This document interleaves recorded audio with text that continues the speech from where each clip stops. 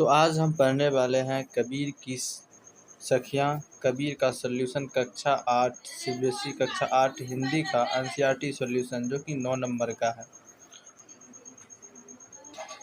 पहला नंबर है तलवार का महत्व होता है मियान का नहीं। उक्त उदाहरण से कबीर क्या कहना चाहते हैं स्पष्ट कीजिए। तो इसका उत्तर होगा तलवार का महत्व होता है मियान का नहीं।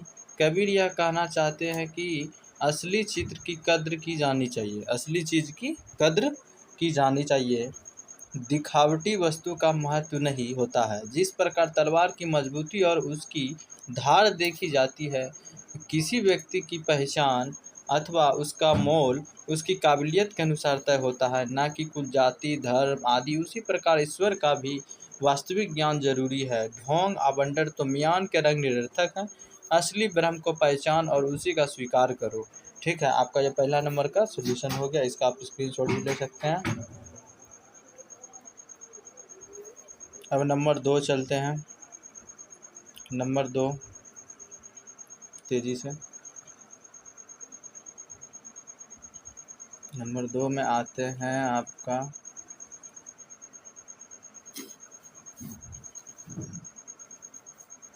यही रहा आपका नंबर 2। हाँ, अब हो गया। 2 नंबर में कहता है पाठ की तीसरी साखी जिसकी एक पंक्ति है, मनवा तो दसों दिशे फिरे, यह तो सिमरन नाही के द्वारा कबीर क्या कहना चाहते हैं। तो पहला है बाबू कि कबीरदास जी इस पंक्ति के द्वारा केवल मन माला के फेर कर दिखावे, कहता है कबीरदास इस पंक्ति के द्वारा केवल माला के फेर कर दिखावे और आबंडर की भक्ति करने वालों पर व्यंग करते हैं, यानी बोलते हैं, विचार करते हैं। वे कहते हैं कि भगवान का स्मरण एकाग्रचित्त होकर करना चाहिए।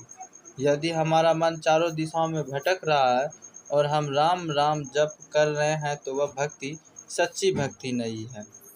दूसरा का भी आपका आंसर हो चुका है, आप इसका भी स्क्रीनशॉट ले लें। अब हम तीसरा क्वेश्चन की ओर चलते हैं।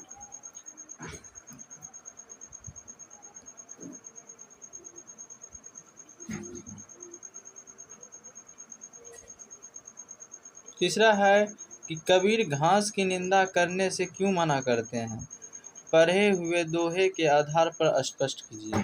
घास का अर्थ है पैरों में रहने वाली तुच्छ वस्तु।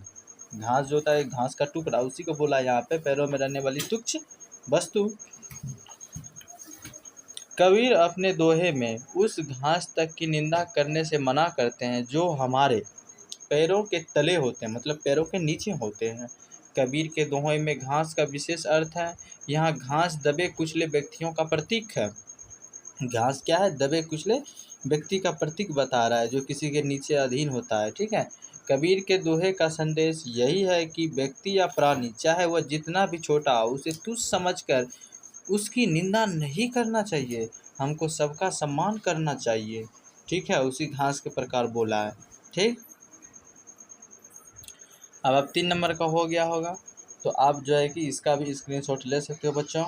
आगे अब हम चलते हैं 4 नंबर की तरफ। मनुष्य के व्यवहार में ही दूसरों की विरोधी बना देने वाला दोष होता है। यह भावार्थ किस दोहे से व्यक्त है? तो जग में बेरी कोई नहीं जो मन शीतल होय, या आपा डोरी रे दया करे सबको। इसका अर्थ है कि मनुष्य में जो है ना, यानी कि मनुष्य का व्यवहार, यानी कि जग में जो है कि बेरी कोई नहीं जो मन शीतल हो, या आपा को डोरी रे दया करे सब कोई। इसका अर्थ यही है कि बाबू कि आपका जो है कि दुश्मन कोई नहीं होता है, आपका दुश्मन आप खुद होते हो। इसलिए आप अपने आप को, अपने मन को जो है कि सुधारें तो अच्छा होगा। कि आपका जो है कि आप आलसी हैं, कर्म नहीं करना चाहते हैं, तो आपका दुश्मन आप खुद होते हैं, कोई दूसरा नहीं होता। यही कहना चाह रहे हैं कबीर कि मनुष्य का व्यवहार में ही दूसरों का विरोधी बना देने वाला दोष। यह भावार्थ किस दोहे से व्यक्त है? तो दोहा का जो है कि आपका यहाँ दे दिए हैं। इसका भी आप स्क्रीनशॉट ले लें, अन्यथा रोक के वीडियो आप देखकर अपना सॉल्यूशन लिख लें कॉपी पे। ठीक है, आगे हम अब 5 नंबर की ओर आते हैं। अगर आप नए आए हैं तो चैनल को सब्सक्राइब और लाइक कर दें। आपका जहाँ दोस्त बंधु जहाँ कहीं पे नहीं पढ़ रहा है तो उसे भी यह वीडियो शेयर कर दें।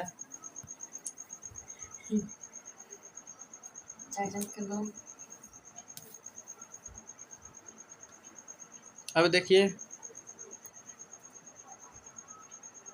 5 नंबर बता रहे हैं आपको हम। कहता है या आपा को दाढ़ी दे दया करे सबको, ऐसी बानी बोलिए मन का आपा खोए। मतलब इन पंक्तियों में आपा को छोड़ देने या खो देने की बात की गई है। बात तो सही है। आपा किस अर्थ में प्रयुक्त हुआ है? क्या आपा स्वार्थ के निकट का अर्थ देता है या घमंड का? तो चलिए हम आपको बताते हैं। या आपा मतलब यही वाला जो है, ये जो श्लोक है, इसी श्लोक का यहाँ शॉर्ट में यहाँ तक दिया गया है, लिख दिया गया है। ठीक है, अभी देखिए हम बता रहे हैं इसका आंसर क्या होगा। इन 2 पंक्तियों में आपा को छोड़ देने की बात की गई। यहाँ आपा का अहंकार के अर्थ में प्रयुक्त हुआ है, जहाँ आपा घमंड का घोतक है। किसका? घमंड का घोतक है, जो मनुष्य में धन बल अन्य कारणों से उत्पन्न होता है। इसी घमंड के कारण वह किसी को कुछ नहीं समझाता और सबके मन में ही हीन मानता है। ठीक है, आ गया बात समझ में कि आपका जो है कि आपा जो है यहाँ किसको बोला गया? घमंड को, जो कि धन बल या कारणों से उत्पन्न होता है। इसी घमंड के कारण वह किसी को कुछ नहीं समझता और अपने आप में ही हीन मानता है, मतलब अपने आप को भी छोटा समझने लगता है। ठीक है, 5 नंबर का आपको आंसर मिल चुका है। तो आप क्या करें, इस 5 नंबर का भी स्क्रीनशॉट या तो आप रोक करके देख के अपना आंसर कॉपी पे लिख लें। आगे हम 6 नंबर अब बता रहे हैं।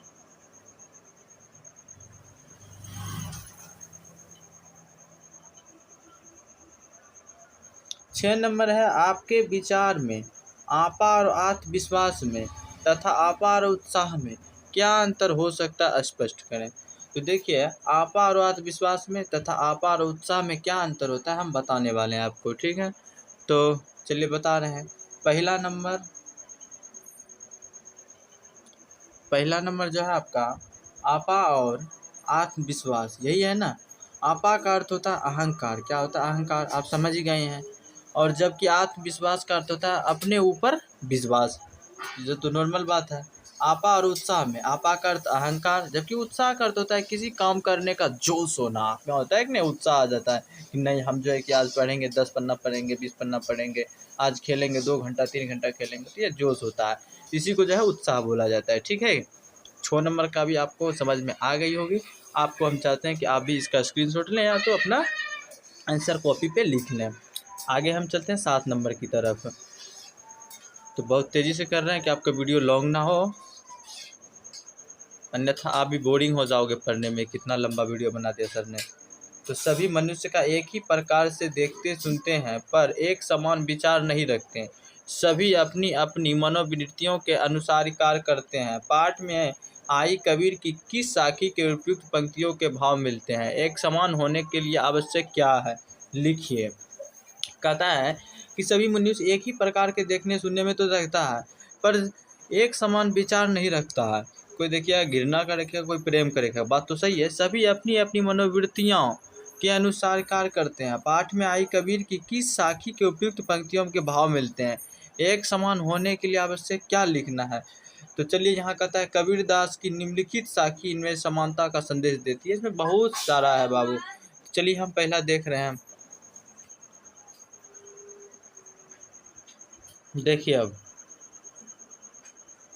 कहता है कबीर घास न निंदिए जो पाँव तली होए, उड़िन पड़े जवाकिन में खड़ी दुहई होए। कहता है कि इस दोहे में कहा गया कि मनुष्य को राह में पड़े तिनके को भी अपनी अपमान नहीं करना चाहिए, चाहे उसका अस्तित्व तुच्छ ही हो। मतलब उसका जो है ना जगह कम ही क्यों ना हो, जैसे लगता है ना कि उसका अस्तित्व नहीं है, जो रास्ते में तिनका पाया जाता है।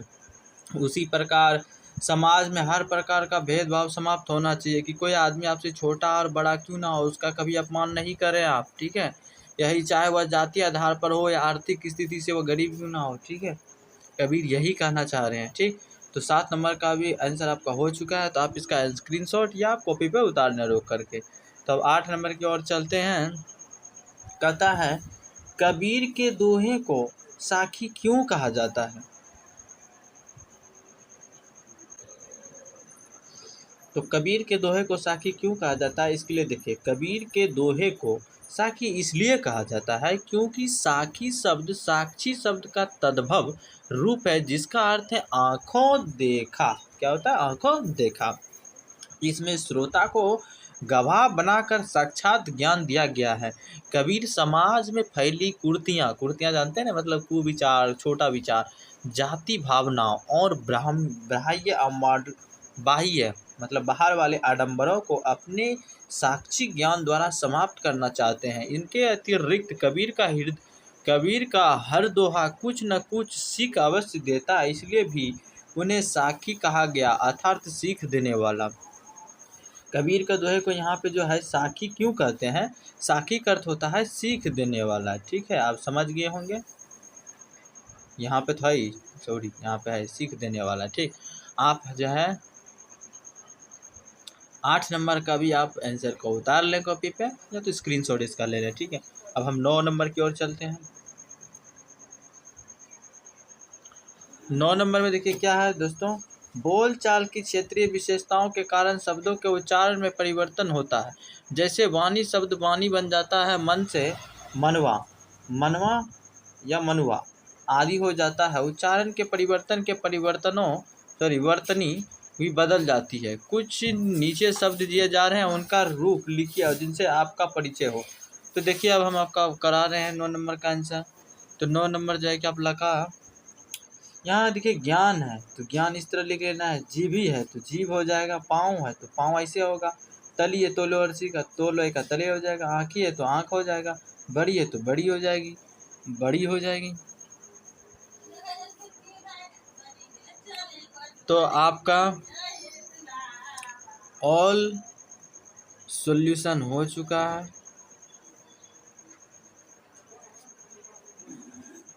तो यहाँ तक वीडियो देखने के लिए धन्यवाद। जय हिंद, जय भारत। मिलते हैं आपसे नेक्स्ट क्लास में तो बच्चों।